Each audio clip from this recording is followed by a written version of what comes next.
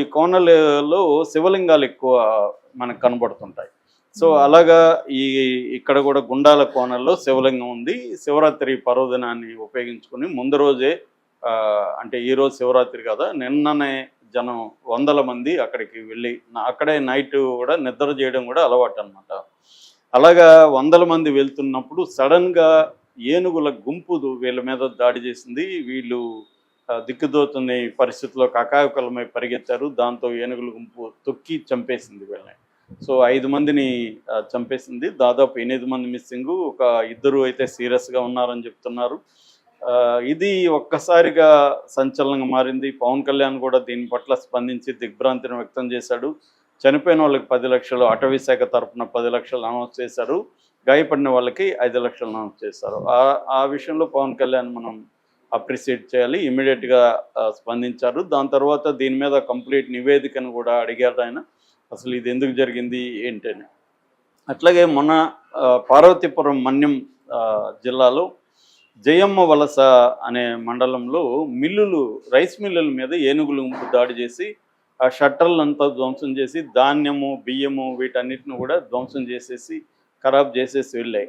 అట్లాగే మొన్న చంద్రగిరి దగ్గర, తిరుపతి దగ్గర చంద్రగిరి మండలంలో కూడా ఒక ఉప సర్పంచ్ని చంపేశాయి ఏనుగులు.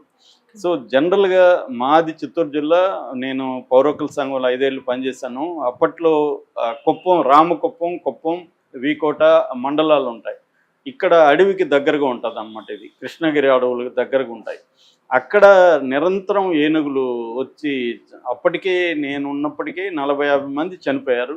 దాని మీద పౌరకుల సంఘం కూడా ఏనుగుల రాజ్యం అని ఒక బుక్ కూడా మేము తీసుకొచ్చాం అప్పట్లో.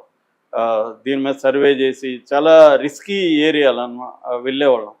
సో ఇది అప్పటి నుంచి, ఎప్పుడు నేను చెప్పేది 90s అనమాట, ఎర్లీ 90s నుంచి కూడా ఈ ప్రాబ్లం ఉంది. ఇది ఈ మధ్యకాలంలో, అప్పుడంటే కొన్ని ఏరియాలకే పరిమితమైంది, ఈ మధ్యకాలంలో పెరిగింది.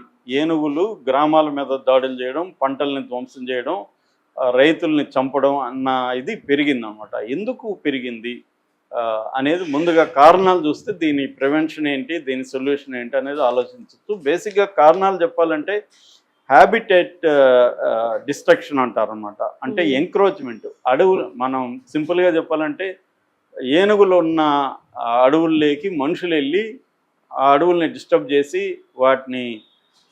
ఏనుగుల్ని మనం డిస్టర్బ్ చేస్తున్నాం. వాటి ప్లేసుల్ని, హ్యాబిటేట్, వాటి నివాస ప్రాంతాలను మనం డిస్టర్బ్ చేస్తే అవి మన నివాస ప్రాంతాలని డిస్టర్బ్ చేస్తున్నాయి. ఇది సింపుల్గా చెప్పుకోవాలంటే. అయితే ఎందుకు ఇలా జరుగుతుందంటే, ఒకటి కన్స్ట్రక్షన్, అర్బనైజేషన్ పెరిగే కొద్దీ మనకి కలప, ఇవన్నీ వుడ్ ఇవన్నీ కావాలి కాబట్టి అడవుల్ని ధ్వంసం చేయడం, ఆ వుడ్ని తీసుకురావడం అనేది అనివార్యంగా మారిపోయింది లైఫ్లో భాగంగా. దీన్ని ఎవరిని నిందించలేము. రెండోది, అడవుల్లో పరిశ్రమలు కావాలి మనకి. అడవుల్లో అనేక లోహాలు ఉన్నాయి, వెదురు ఉంటుంది, అక్కడ పేపర్ ఇండస్ట్రీస్ ఉంటాయి. వీటన్నిటికీ అడవుల్లో రోడ్స్ వేయాలి. రోడ్స్ వేసేటప్పుడు ఏమవుతుందంటే, ఈ ఏనుగులకి ఎలిఫెంట్ కారిడార్ అంటారు. అంటే ఒక రూట్ ఉంటుంది వాటికి అడవిలో. ఆ రూట్లోనే అవి వెళ్తాయి. ఆ రూట్లో మధ్యలో నువ్వు రోడ్డు వేస్తావు, మధ్యలో నువ్వు రైల్వే ట్రాక్ వేస్తావు. నిన్న కూడా తమిళనాడులో అనుకుంటా కొన్ని ఏనుగులు రైలు గుద్ది చనిపోయినాయి. సో వాటి రూట్లోకి మనిషి ఎంటర్ అయిపోయి డిస్టర్బ్ చేయడం వల్ల అవి, వాటికి తెలియదు కదా, తమ కారిడార్లో తమ వెళ్తుంటాయి. ఈ మనుషులు మధ్యలో ట్రాక్ వేశారనే విషయం వాటికి తెలియదు. సో అలాగా వాటి కారిడార్స్ని మనం డిస్టర్బ్ చేసేస్తున్నాం మన అభివృద్ధి వల్ల. అంటే మన అభివృద్ధి మోడల్ అనేది ఈ వన్యప్రాణులకి యాంటీగా ఉంది. వన్యప్రాణులను దృష్టిలో పెట్టుకొని మన అభివృద్ధి మోడల్ లేదు. పేరుకు ఉంది, చట్టాలు ఉన్నాయి. Even elephant corridor project elephant అని కూడా 92లోనే తీసుకొచ్చాం. ప్రాజెక్ట్ ఎలిఫెంట్లో ఎలిఫెంట్స్ని డిస్టర్బ్ చేయకుండా ఎలా ఉండాలి, కానీ సాధ్యం కాదు. రైలు వేయాలి, రైలు రూట్ వేయాలి, రోడ్లు వేయాలి, ఫ్యాక్టరీలు పెట్టాలి, అక్కడ మైన్స్ పెట్టాలి అడవుల్లో. ఇవన్నీ చేస్తున్నప్పుడు అవి డిస్టర్బ్ అవుతాయి. డిస్టర్బ్ అయినప్పుడు అవి ఏం చేస్తాయి, ఇక్కడికి వస్తాయి. That is one reason. రెండోది ఏమంటే, అడవి దగ్గరగా ఉన్న గ్రామాలు ఏం చేస్తారంటే మెల్లమెల్లగా అడవుల్ని, వ్యవసాయాన్ని విస్తరించుకుంటూ వెళ్తారు. అడవులో ఖాళీ పొలం ఉంటుంది, మెల్లగా దాన్ని కొట్టేసి తమ పొలంలో దాన్ని కలుపుకుంటారు.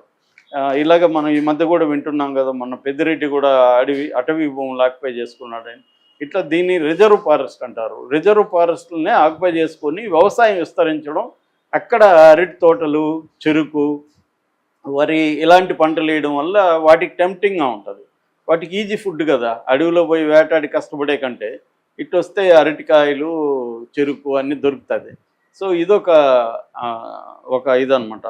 తర్వాత క్లైమేట్ చేంజ్ అనేది కూడా మనకి ఈ మధ్యకాలంలో బాగా పెరిగింది. క్లైమేట్ చేంజ్ వల్ల ఏమవుతుందంటే వర్షాలు, వాటర్ ఉండట్లేదు అడవుల్లో. వీటికి వాటర్ లేనప్పుడు అవి వాటర్ని వెతుక్కుంటా గ్రామాలకు వచ్చే పరిస్థితి కనిపిస్తుంది. ఓన్లీ ఎలిఫెంట్స్ కాదు, మధ్య పులులు ఇలాంటివి కూడా గ్రామాల్లోకి ఎక్కువ వస్తున్నాయి.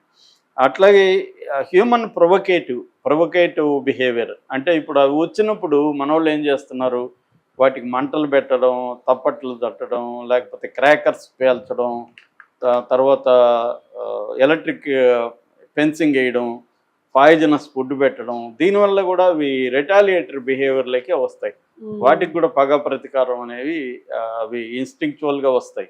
సో అలాగా అవి ఇంకా పగబడతాయి అన్నమాట తమ వాళ్ళని చంపినప్పుడు. ఏనుగులు జనరల్గానే గుంపులుగా ఉంటాయి, అంటే వాటిలో ఒక సామాజిక వ్యవహారం, సోషల్ యాంగిల్ ఉంటుంది. సో ఇది ఒక కారణం. అట్లాగే ఇల్లీగల్ పోచింగ్, ఏనుగుల్ని చంపడం అనేది కూడా పెరిగింది. మనం వీరప్పన్ అంటేనే పోచర్ గుర్తుకొస్తాడు, కానీ ఒక ఐరన్ ఏంటంటే వీరప్పన్ను ఉన్నంతకాలం పోచింగ్ తక్కువగా ఉంది. అడవులను ఒక రకంగా వీరప్పన్ కాపాడాడు.